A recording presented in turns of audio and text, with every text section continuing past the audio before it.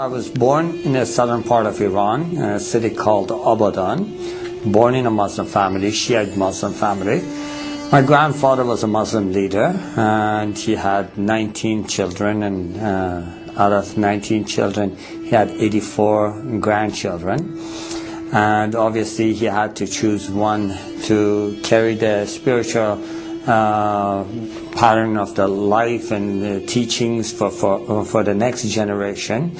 He asked, he had, obviously there had been some things that, some things had happened, some accidents that I should have been killed, but every single time before a danger was coming toward me, I saw the silhouette of a person that always was there, and I spoke of it openly to others.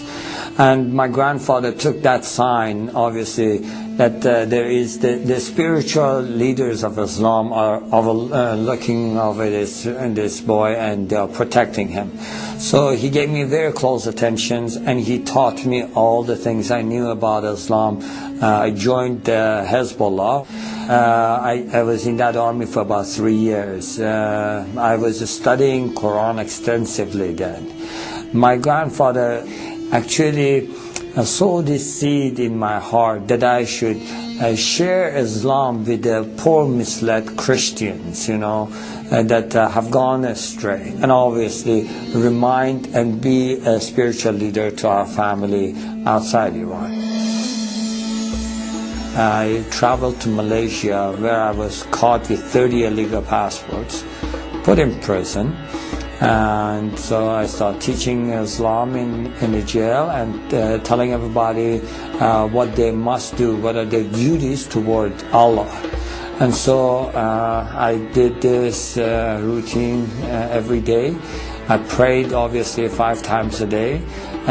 Shiites do pray 3 times, and they include the 17 rak'ah in the 3 times. But what I did, because I wanted to spend more time with God, I did it at 5 separate times. And then in the end of the evening, I would pray extra prayers. I would have the habit of reading through the Quran cover to cover once every 10 days. And I had gained the spiritual powers out of Islam. In Quran, they have the ajnah and the spiritual beings, and so speaking to them is not forbidden. In fact, there are stories of talking to them that Prophet Muhammad did. So I had been able to connect to that spiritual realm, and been able to acquire powers out of that. And so I was able to pray for people, especially when people, someone hurt them or someone did something to them. They would come to me and they would ask me to say a prayer, and immediately that person would get sick, have an accident, this kind of things, you know. I was able to close my eyes, tell you what a person is doing in another room. And so this had made me more power hungry, and I wanted to gain more power. So I would spend and meditate more in the Quran. And so as I was doing that one night, I just was meditating in the verses, and there are words in the Quran that are repeated continually, repeatedly, but they have no meanings. They are the secrets of Quran. And so when I was meditating on this, a spirit entered the room, and it was much more powerful than I could handle, or I could overcome. And so I was filled with fear. And so I tried using all the tools Islam had given me. In the name of Allah, I command you to leave, you know. Satan, I rebuke you, kind of things. And I used all those, and nothing was helping. At that moment, I was totally desperate, and I felt like it is choking me, choking the life out of me, and I felt like I'm dying in that cell. And I just cried out to the heavens, and I said, God, in Farsi, Khuda, help me. And immediately I heard a voice, just as clear as you hear my voice today, saying, bring the name of Jesus. And at that moment, I really seriously did not give it 1 second of thought. I feel like going back, I was drowning. A man that is drowning, you throw a rope, they would never question you about the color of the rope. You just grab on. And so I did. I said, Jesus, if you are true, show me yourself. And to this day, I have no idea. Obviously, going back, I'm thinking, why did you word it that way? Why didn't you just say, Jesus, help me? I don't know why, but that's the way it came out. And before I was finished with the sentence, everything was back to normal.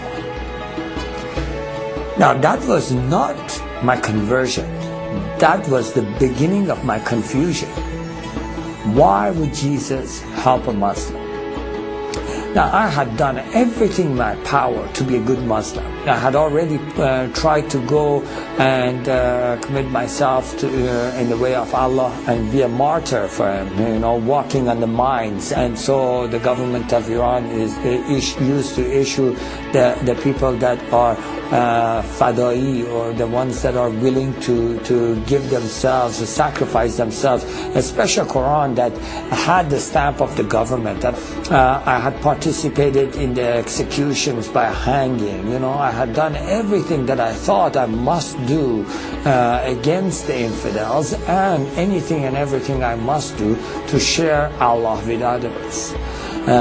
So I knew that something is wrong, and that was not because I doubted Allah or doubted Islam or anything. I fully believed, and I didn't know what that is, and it just confused me. And so I tried to just forget about it, But that question, why would Jesus help a Muslim? Why would Jesus help a Muslim? That would just keep coming at me. I believe in Muhammad, the last prophet, I would think, in the perfect religion. Why would Jesus come to help me? And so that 2 weeks period, I just got really confused, and I said, okay, I'm going to pray and fast and ask God Himself to show me the path.